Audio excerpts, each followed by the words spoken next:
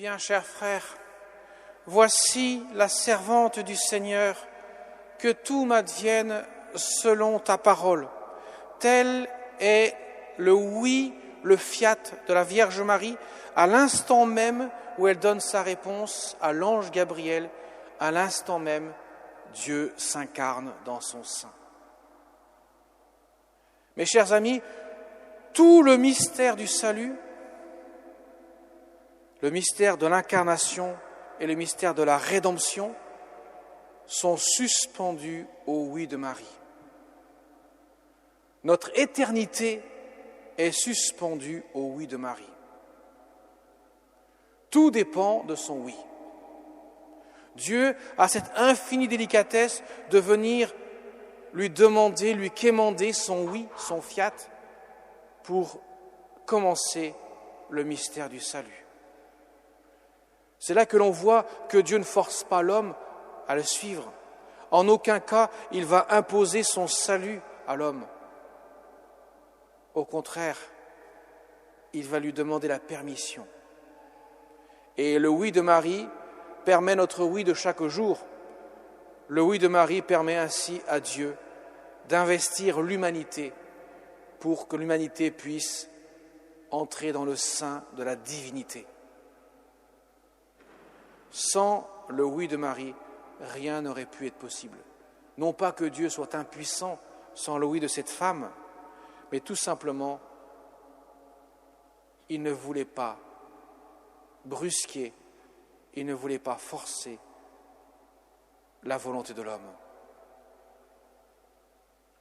D'ailleurs, vous savez, mes chers amis, le seul péché, l'unique péché que Dieu ne peut pas pardonner, c'est le péché contre l'Esprit Saint. C'est précisément un refus obstiné de la grâce.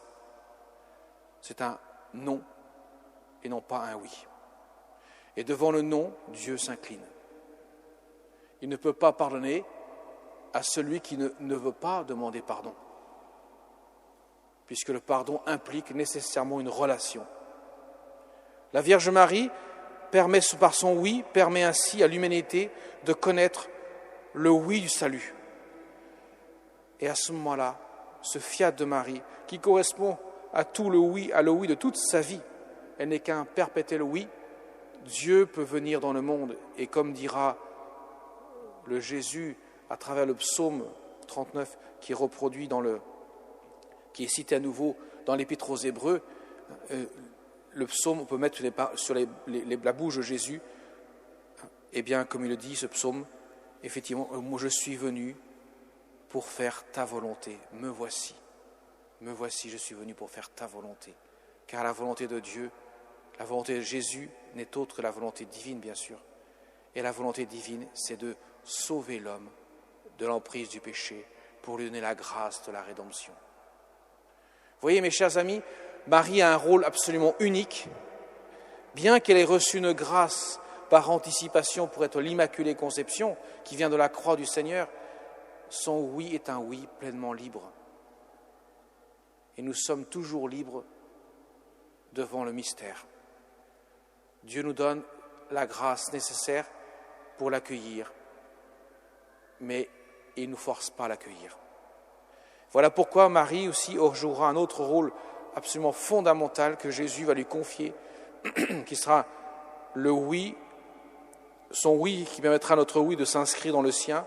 C'est bien sûr au pied de la croix, lorsque Jésus lui dira « Femme, voici ton fils ». Et lorsqu'il dira à Saint Jean « Voici ta mère ». Comment Jésus n'aurait pas pu mettre sa mère en avant au pied de la croix ? Elle qui a dit oui pour que l'instant de la croix soit possible, eh bien, elle ne pouvait pas être mise à côté pour le salut de chacun d'entre nous. Voilà pourquoi Marie est médiatrice de toute grâce, dans le sens que sa médiation s'inscrit dans celle de son Fils bien-aimé, parce que Jésus a voulu que la médiation de Marie puisse s'opérer dans la sienne. Voilà pourquoi la Vierge Marie, il y a plus de 100 ans, en 1917, a demandé que le culte à son cœur immaculé puisse être répandu dans le monde à la demande de son Fils bien-aimé. Et donc elle avait demandé, le 13 juillet 1917, que le pape, en union avec tous les évêques du monde entier, puisse consacrer la Russie à son cœur immaculé. Si il ne le faisait pas, eh bien, se verraient se répandre les erreurs de la Russie et qui ferait sombrer, bien sûr, un monde de ténèbres que le XXe siècle a connu, effectivement. La consécration de ce pays au cœur immaculé de Marie. Nous sommes en 1917, le 13 juillet. Il s'avère qu'en octobre 1917, au moment d'ailleurs où même Marie va apparaître pour la dernière fois à Fatima devant les 3 pastoureaux, où elle va donner son nom, je suis Notre-Dame du Rosaire, où elle fera ce grand miracle du soleil, eh bien à ce moment-là, en Russie, il y a le coup d'État, le tsar tombe, et c'est la révolution bolchevique et l'installation du communisme athée qui va bien sûr provoquer des millions et des millions de morts. Cette idéologie va faire sombrer au moins 60 à 80 millions de morts au XXe siècle.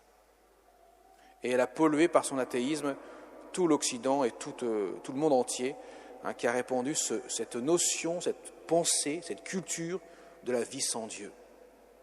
De la vie sans Dieu. Il se trouve dans la civilisation chrétienne que l'athéisme s'est forgé.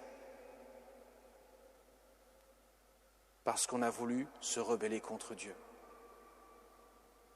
Et on voit à quoi ça mène, à des millions de morts. Car comme le disait le grand saint pape Jean-Paul II, l'homme sans Dieu, c'est l'enfer pour l'homme. Lui qui avait été témoin dans sa jeunesse des ravages de cette idéologie marxiste qui prône un bonheur sans Dieu, qui prône une religion comme l'opium du peuple, eh bien, c'est avéré être un enfer. Alors on peut comprendre la délicatesse de cette maman du ciel, la Vierge Marie qui vient mettre en garde ses enfants, qui dit de prier pour la conversion des pécheurs, qui demande d'offrir des petits sacrifices que nous sommes en carême plus prompts à offrir. Pas seulement des sacrifices volontaires, mais aussi toutes les petites croix de chaque jour que nous sommes amenés à supporter, que nous n'avons pas forcément choisies, mais que nous pouvons unir à celle de la croix de Jésus, afin qu'elle puisse porter du fruit. Vous voyez, mes chers amis, et aujourd'hui le pape François, en union avec tous les évêques du monde entier, avec tous les prêtres, demandant aussi que nous puissions tous nous associer, eh bien, il va prononcer cette consécration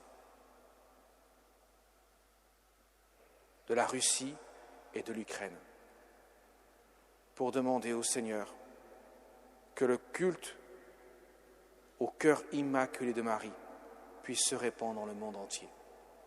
Car Marie, notre mère, elle aime chacun des enfants que nous sommes. Elle veut les conduire au cœur de son Fils bien-aimé. Elle est l'experte du oui.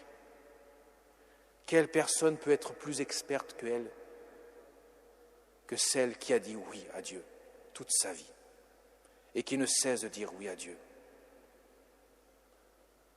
La consécration au cœur immaculé de Marie, que nous pouvons faire de notre personne aussi, en nous associant à celle que le pape fait pour la Russie, l'Ukraine et le monde entier, eh bien, nous permet aussi de demander à la Vierge Marie de nous aider à avancer sur le oui, sur son oui, porté par son oui, pour que nous puissions nous aussi à notre tour dire oui à Dieu.